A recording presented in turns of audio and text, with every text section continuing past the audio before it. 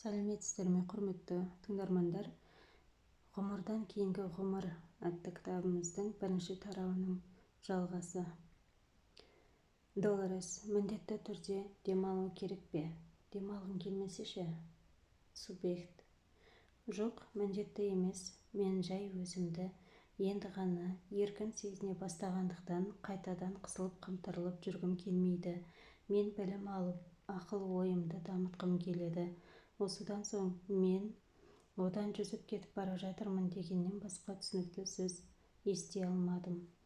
Оның түрінен, демалысының жиілеуінен оның демалыс орнына жеткенін байқадым. Субъект: ол орынға жеткенде қалың ұйқыға кеткенде болады да өзін әлдекімнің мазалағанын қаламай қалады. Ол кезде оған сұрақ қоюдың маңызы жоқ, себебі ол дені дұрыс жауап та бермейді.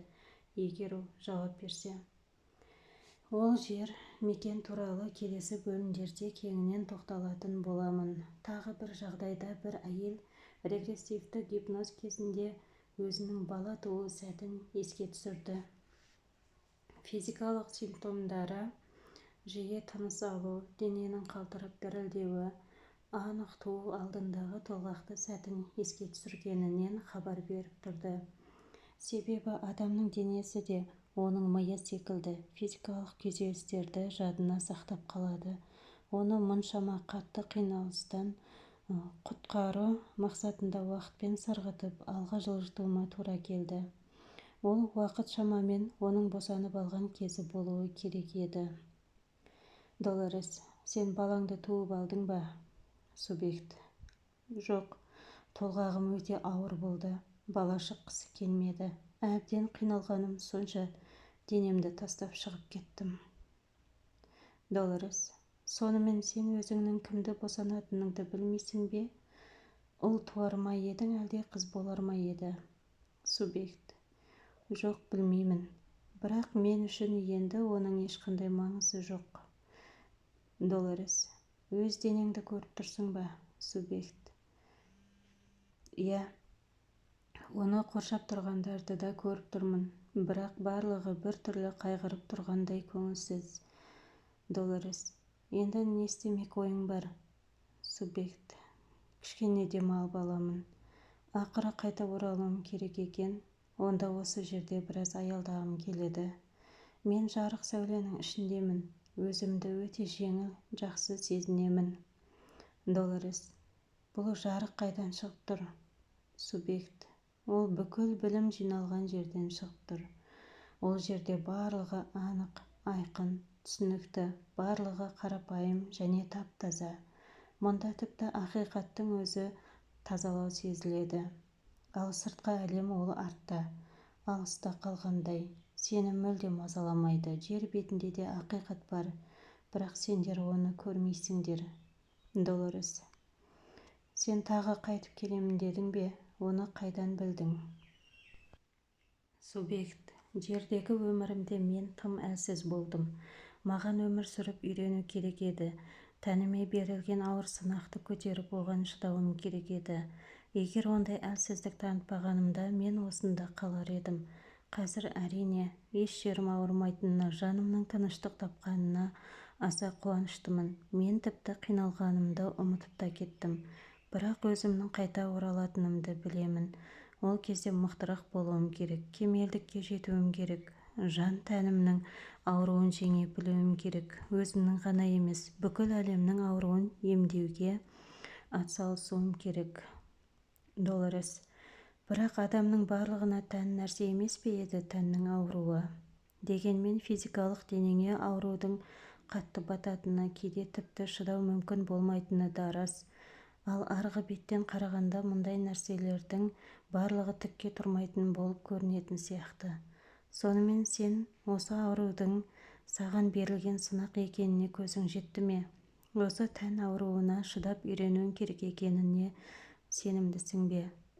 Субъект: иә, мен тап осы сынақтан сабақ алуым керек. Мүмкін бұған аз уақыт жұмсамайтын шығармын, бірақ қазір бәріне дайынмын. Мен күштірек, табандырақ және батылырақ болуым керек еді. Бірақ менің бойымды қорқыныш билеп алды. Ол үрей менің бала кезімде аурушаң болғанымның зардабы болатын. Өте көп ауырған едім. Сондықтан мен осы сын сағатта сол бала кездегідей қатты ауырып, жаным қиналатындай қорқып кеттім. Содан болар күресуге тырыспадым. Қатты қиналыс, тән мен жанның ауырып шырқырауы. Сен санаңның жоғары деңгейіне көтеріліп, жап-жарық аспан әлеміне енген кезіңде ойың таптаза болатын. Осы әлемде әрине барлық ауру, күйзеліс, қиналыстан ада боласың. Ауру бұл меңгеруге тиісті сабағың тәрізді нәрсе. Одан үлкен мән табуың керек. Біз жердегі өмірімізде, яғни таза пенделік деңгейде ауырған кезімізде көзіміз көрмей, соқыр адамдай қармалап қала берді, айналамызға өз қорқынышымызды, жағымсыз сезімдерімізді жұқтыра бастаймыз. Егер ауруға берілмей, ой-санамызды билей алсақ, аурумен тіл табысып, оған сабырмен төзіп берсек, ауруды жеңіп жоғарылай түсеміз. Долорес: демек ауру да керек болғаны ғой. Не үшін? Субъект: ауру ғылым, бізді өмір сүруге, есеюге үйрететін қамшы тәрізді құрал. Ол бізді жуасытып, мойынсынуға, тәкаппарлықтан арылуға үйретеді. Егер рух тым тәкаппар болса, онда ол материяға еніп, қайғы қасірет шегіп, әлде қайда төзімді, сабырлы болуға, кішіпейіл болуға үйренуі керек. Адамдар сол ауру арқылы оны жеңіп, одан биіктеуге үйренеді. Кейде тек аурудың неге берілгенін, оның не екенін түсінудің өзі жеткілікті. Соны ұғынған сәттен ақ адам жеңілдей бастайды. Долорес: но сен жаңа адамдардың ауырған кезінде қатты күйзеліп, ашуланып, жан-жағына зәрін шашатынын айттың ғой.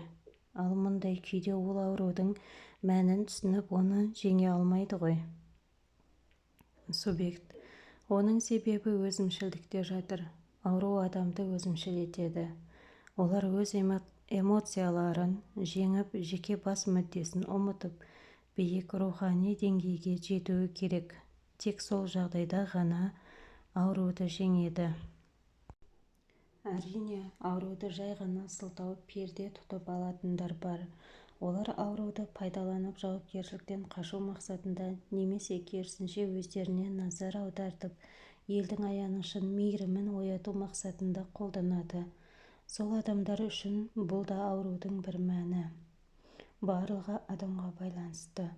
Сонымен аурудың мәні неде? Ауру сіз одан жеңілген кезіңізде бойыңызды меңдейді. Егер алдын ала ауыратыныңызды ойлап, соған икемделсеңіз, міндетті түрде ауырасыз. Оның сізді жеңуіне өзіңіз мүмкіндік бересіз.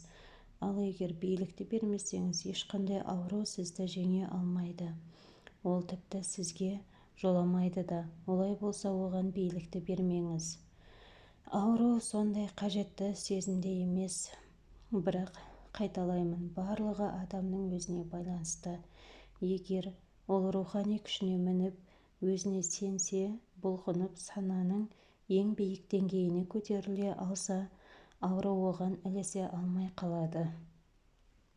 Долорес: демек адамдар ауру сезімін өздері басып, одан қашып кете алатын болды ғой. Субъект: әрине, соны өздері қаласа әрине. Бірақ олар әрдайым ауруды жеңуді қалай бермейді. Адамдар өте күлкілі жаратылыс. Олар өздерін аяғанды, өбектегенді, кейде тіпті өздерін жазалағанды да ұнатады. Бұл баршаға таныс сезім. Егер олардың уақыты болса, тек осымен ғана айналысып отырар еді. Әрбір адамның өз жолы бар. Ол жолды әркім өзі табуы керек. Тіпті сен оларға барып, мына жолмен жүр, әрі қысқа, әрі оңай жол дер болсаң да, бәрібір олар саған сенбей, өз бетінше кетеді. Міне, сол үшін де олар өз жолын өзі табуы керек. Жер бетіндегі адамдардың игеруі тиіс, үйренуі тиіс сабақтың бірі осы.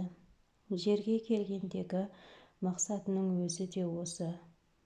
Долорес: адамдар ажалдан қатты қорқады ғой. Сен сол ажал дегеннің не екенін, оның неге ұқсайтынын айтып бере аласың ба? Субъект: адам физикалық денеде болған кезінде рас, ажал ол үшін ең қорқынышты, өте ауыр сезім, үрейлі қорқынышты болып көрінеді. Қорқыныш сезімінің адамның ойын жаулап алатыны сонша, ол тіпті ажал, өлім туралы жайбарақат күйде ойлана алмайды. Бірақ өлген кезінде ажал өзінің қорқынышты сипатын, күшін жояды да, ол енді саған ешқандай үрейлі қорқынышты болып көрінбейді. Ол кезде тек толық еркіндік пен жан тыныштығын ғана сезінесің. Бірақ адамдар әрдайым өздерінің болмашы бір уайымдарын, шешімі табылмайтындай көретін шаруаларымен бастарын қатырып жүреді.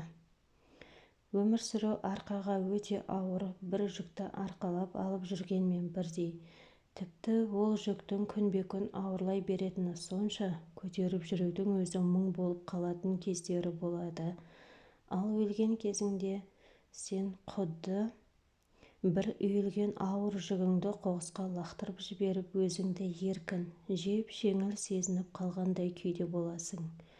Өмірден өлімге өткен сәтіңді дәл сол жүкті лақтырып жеңілдеген сәттегі сезіміңмен салыстыруға болады.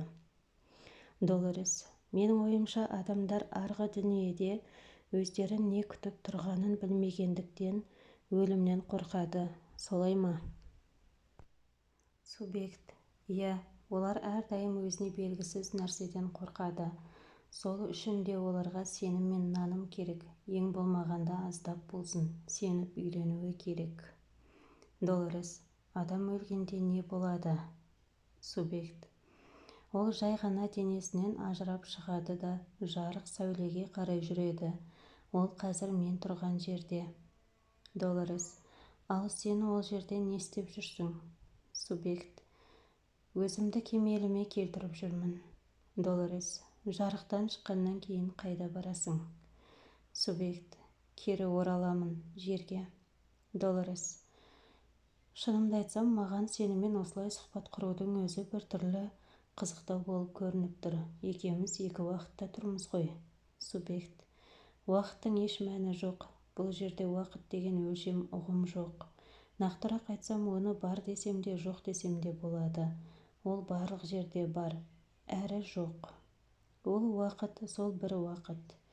Долорес: демек, сені екеуміздің арамыздағы уақыттың алшақтығы еш мазаламайды ғой.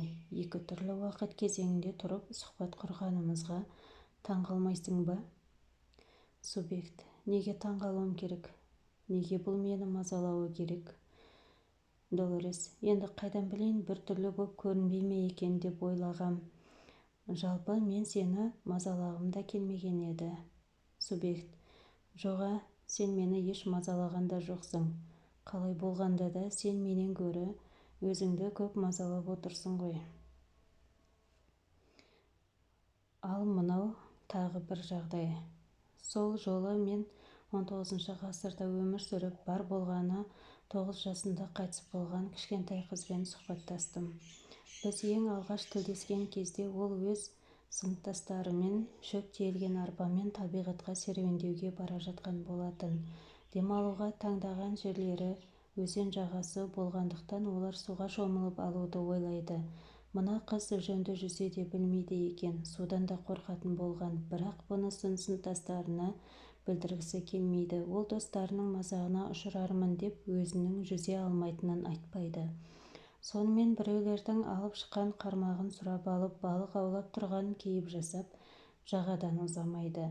Өзінің жүзе білмегенін кемшілік санап, соны білдірмеуге тырысқаны сонша, демалыс сәттерінде бір рет болсын сергіп, қуанып, емін-еркін жүре де алмаған. Сондықтан оның жанын босқа қинай бермейін деп, мен оны сол уайымдап жүрген сәтінен сәл жылжытып, алдағы күндердің біріне баруын өтіндім. Осылайша кері санақты санап боламын дегенше оның жауабын естідім.